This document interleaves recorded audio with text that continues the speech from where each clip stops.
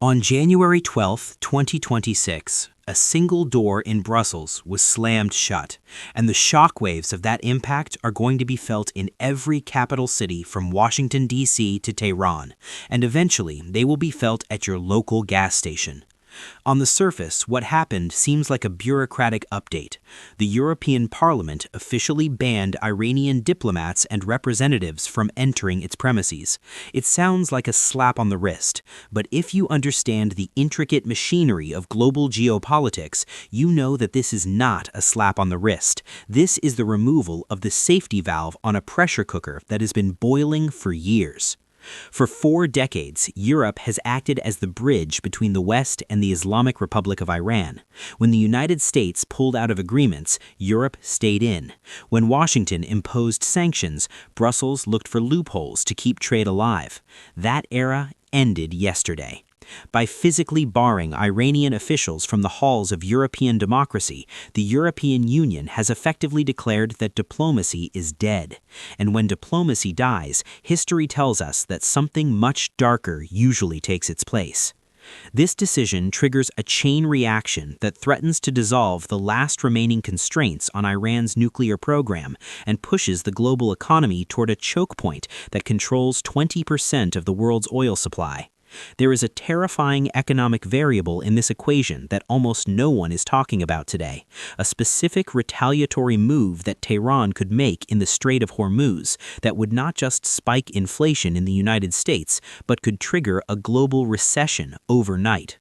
I will explain exactly what that nightmare scenario looks like later in this video, and why the Pentagon is likely watching this news with more anxiety than anyone else. But before we peel back the layers of this geopolitical onion, if you want to stay ahead of these massive global shifts and understand the forces shaping our world, make sure to hit that subscribe button and turn on notifications. It helps us continue to bring you these deep dive analyses. To comprehend the magnitude of this shift, we have to look at the raw data of what actually happened. European Parliament President Roberta Metsola stood before the world and confirmed that the ban is immediate and total. Iranian diplomats can no longer walk the hallways of Brussels, Strasbourg, or Luxembourg. They have been stripped of their access badges. Metsola's statement was powerful and precise. She said that Europe will not look away from those who look to us from the streets of Iran. She is referring, of course, to the brave men and women who have been protesting against the regime since 2022, facing brutal crackdowns, imprisonment, and execution. The official narrative is that this ban is a moral stance. It is a declaration that the European Union can no longer legitimize a regime that suppresses its own people with such violence. And while that is undoubtedly true, and while it validates the struggle of millions of Iranians, in the cold, hard world of geopolitics, nations rarely make policy decisions based on morality alone. If this were solely about human rights, this ban would have happened 3 years ago. If this were just about the protests, the doors would have closed in 2023. The fact that it is happening now, in 2026, points to a different catalyst, a catalyst that is not located in Tehran, but 2,000 miles away, in the trenches of Eastern Europe. You cannot separate this diplomatic rupture from the war in Ukraine.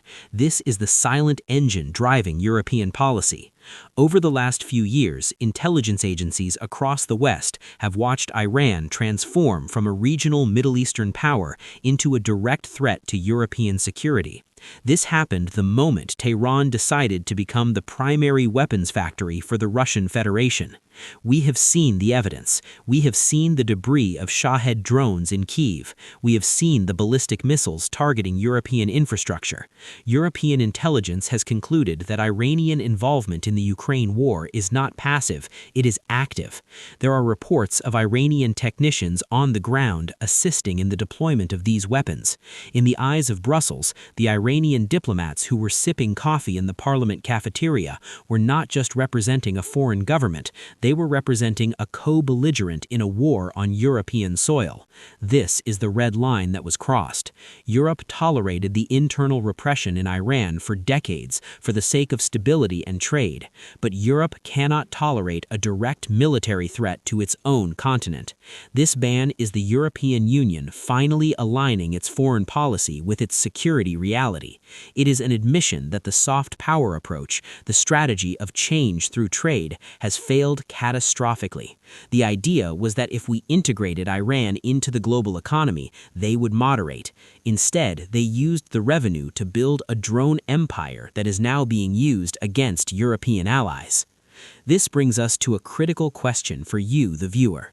Do you think Europe made the right choice by prioritizing security over diplomacy? Or does this total isolation push Iran even closer to Russia and China? I want to hear your perspective on this. Leave a comment below with your thoughts, because this debate is currently tearing through think tanks across Washington and Brussels. Moving forward, we must address the most critical casualty of this decision, the death of the JCPOA, the Iran nuclear deal. For those of you who have followed this saga for the last decade, you know that the European Union was the glue holding that deal together. The United States and Iran have not had direct diplomatic relations for 40 years. They do not talk to each other. They talk through intermediaries, and the primary intermediary was Europe. European diplomats were the messengers carrying proposals back and forth between Washington and Tehran. They were the ones trying to salvage the deal after the U.S. withdrawal. But yesterday, the messenger quit. By banning Iranian diplomats from the building, the European Union has effectively resigned from its role as the mediator. There is no one left to carry the notes. This is a dangerous development because it removes the diplomatic off-ramp. We know from International Atomic Energy Agency reports that Iran has been enriching uranium to levels that have no civilian justification. They are hovering at the threshold of weapons-grade material.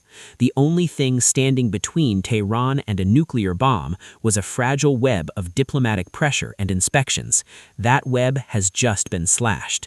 Without the European channel, the West has lost its eyes and ears inside the negotiation room. We are now flying blind. And when you stop talking to a nation that is on the verge of nuclear capability, you are implicitly accepting that you have only two options left. You either accept a nuclear-armed Iran, or you prepare for a military conflict to stop it. The middle ground, the diplomatic solution, has vanished along with those access badges in Brussels. From the perspective of the United States, this moment is a moment of grim vindication. For years, administrations in Washington, both Republican and Democrat, have urged their European allies to take a harder line to Iran. The U.S. argument has always been that you cannot do business with a regime that is fundamentally hostile to Western interests. Europe resisted this pressure for a long time. They wanted to protect their companies like Airbus and Total, who had contracts in Iran. They wanted to believe in the power of dialogue. But today, the Western alliance is fully consolidated. There is no longer a gap between American and European policy. We are seeing the formation of a solid, impenetrable wall of sanctions and isolation. This simplifies the strategic picture for the United States, but it also increases the burden. With Europe stepping back from the negotiating table, the responsibility for containment shifts almost entirely to the U.S. military and the Department of Treasury. The Pentagon knows that as diplomatic channels close, the risk of kinetic escalation rises. This is why we are likely to see an increase in U.S. naval posture in the Persian Gulf in the coming weeks. When the diplomats leave the room, the aircraft carriers have to move closer. If you are finding this analysis useful in connecting these global dots, please take a second to hit the like button. It really helps the algorithm share this crucial information with more people who need to understand these stakes. Now, we must address the economic nightmare I mentioned at the beginning of this video. This is the part that affects your wallet directly. In geopolitical theory, there is a concept known as the cornered cat. When a regime feels completely isolated, when it has been banned by Europe, sanctioned by America, and is facing internal dissent, it does not simply surrender. It lashes out. It looks for leverage. And the Islamic Republic of Iran holds one massive piece of leverage that can bring the global economy to its knees. I am talking about the Strait of Hormuz. This narrow strip of water, at its narrowest point, only 21 miles wide, is the most important choke point on planet Earth. Roughly 20 to 30% of the world's total oil consumption passes through this strait every single day. For years, Iran has threatened to close the strait, but they never acted on it because they still had something to lose. They still had diplomatic ties with Europe. They still had the hope of sanction relief. They still had a reputation to maintain in Brussels.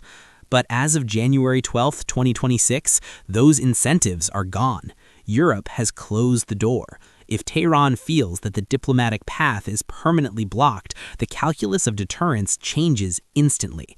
Why keep the strait safe for Western oil tankers if the West has completely excommunicated you? We could see a return to the tanker wars of the 1980s. We could see the harassment of commercial shipping, the seizure of vessels, or in a worst-case scenario, the mining of the strait. You might think that the U.S. is energy independent. You would be wrong. Oil is a global commodity. If the supply from the Persian Gulf is cut off, the global price skyrockets everywhere. We are not talking about a small hike at the pump. If the Strait of Hormuz is disrupted, analysts predict oil could hit $200 a barrel. This would trigger hyperinflation almost immediately. The cost of transporting food would double. The cost of heating homes would skyrocket. The entire supply chain, which runs on diesel and jet fuel, would grind to a halt. This would trigger a global recession that would hit the United States right in the middle of a political cycle. This is the hidden cost of the decision made in Brussels. By removing the carrot of diplomacy, we are left only with the stick, and we are daring a cornered regime to use their ultimate weapon. The ban also signals a profound shift in the global order. We are witnessing the end of the gray zone. For the last 30 years, the world was interconnected. Even enemies traded. Even rivals talked. That era is dissolving before our eyes. We are moving into a world of hardened blocks. On one side, you have the consolidated West, the United States, and a now uncompromising Europe. On the other side, you have what some are calling the axis of upheaval, a tightening alliance between Russia, Iran, North Korea, and increasingly the economic backing of China. These blocks are decoupling. The diplomatic ban in Brussels is just one brick in a new iron curtain that is descending across Eurasia. This makes every small conflict more dangerous because there are fewer mechanisms to de-escalate. When a drone strikes a ship or a missile hits a base, there is no one to call. There is no ambassador to summon. There is only the calculus of military response. It is also important to consider the domestic reaction within Iran. For the protesters who have been risking their lives in the streets of Tehran, Shiraz, and Isfahan, this news is a massive morale booster. They have long argued that the West's engagement with the regime was a form of betrayal. They argued that every time a European leader shook hands with an Iranian diplomat, it legitimized their suffering. For them, January 12th is a day of victory. It's a sign that the world finally sees the regime as they do, as an occupying force rather than a legitimate government. However, there is a dark side to this as well. Hardliners within the Iranian government will use this ban to justify further repression. They will claim that the West was never interested in peace, that the West is an implacable enemy that wants to destroy Iran. They will use this isolation to purge any remaining moderates within their own system. The tragedy of isolation is that while it punishes the regime, it also removes the external eyes that offered some protection to the population. So, where do we go from here? What happens the day after the door closes? In the short term, we can expect a furious, rhetorical response from Tehran. They will likely expel European diplomats in a reciprocal measure, severing the few remaining lines of communication. We will likely see an acceleration of their nuclear program as a way to build leverage. They will try to force the West back to the table by terrifying them. But the real danger lies in the waters of the Persian Gulf and the battlefields of Ukraine. We should expect Iran to double down on its support for Russia. If they have lost Europe, they have no choice but to cling tighter to Moscow. We should expect more advanced weaponry flowing into Ukraine, and we should watch the shipping lanes with extreme vigilance. The United States Navy is the guarantor of free trade in those waters, and their job just got infinitely harder. The decision by the European Parliament is historic. It's a moment of moral clarity that was long overdue. It aligns the values of the European Union with its actions. It ends the hypocrisy of condemning torture while hosting the torturers. But we must be clear-eyed about the consequences. We have traded a flawed, frustrating peace for a principled, perilous isolation. We have chosen the path of confrontation because the path of engagement led to a dead end. January 12, 2026 will be remembered as the day the West finally stopped pretending. The illusion is over. The diplomats have gone home. The doors are locked. And now the real silent war begins. The only question left is how long it stays silent before the noise of conflict drowns out everything else. This is the new reality of our world, a world where the bridges are burning and the walls are rising.